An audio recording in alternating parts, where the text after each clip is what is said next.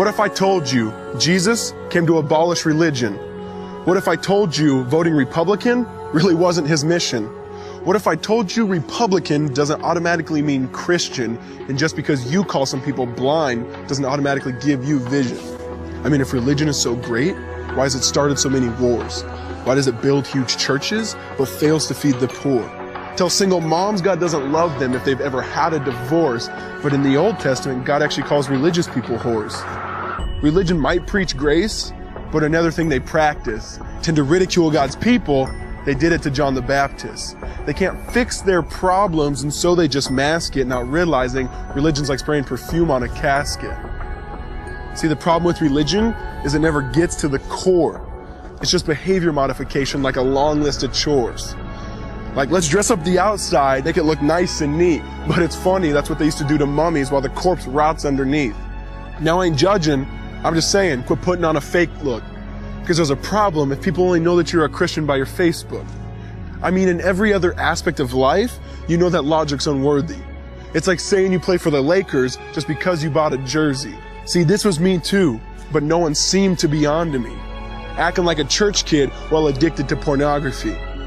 See, on Sunday I'd go to church, but Saturday getting faded, acting if I was simply created to just have sex and get wasted. See, I spent my whole life building this facade of neatness, but now that I know Jesus, I boast in my weakness.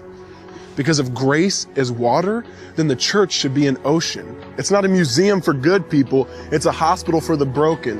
Which means I don't have to hide my failure, I don't have to hide my sin. Because it doesn't depend on me, it depends on Him.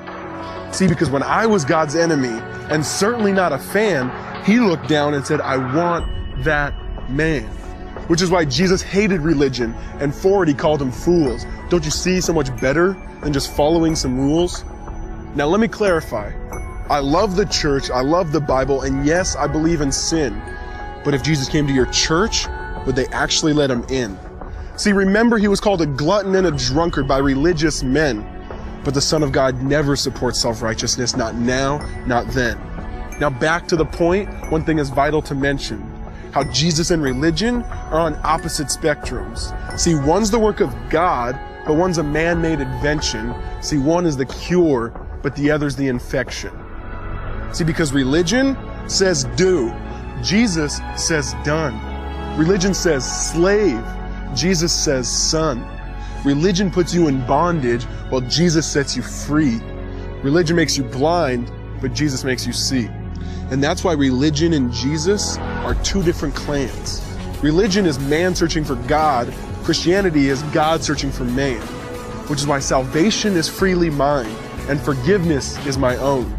Not based on my merits, but Jesus' obedience alone. Because He took the crown of thorns and the blood dripped down His face. He took what we all deserved. I guess that's why you call it grace. And while being murdered, He yelled, Father, forgive them. They know not what they do. Because when He was dangling on that cross, He was thinking of you. And He absorbed all your sin and He buried it in the tomb, which is why I'm kneeling at the cross saying, come on, there's room. So for religion, no, I hate it. In fact, I literally resent it. Because when Jesus said, it is finished, I believe He meant it.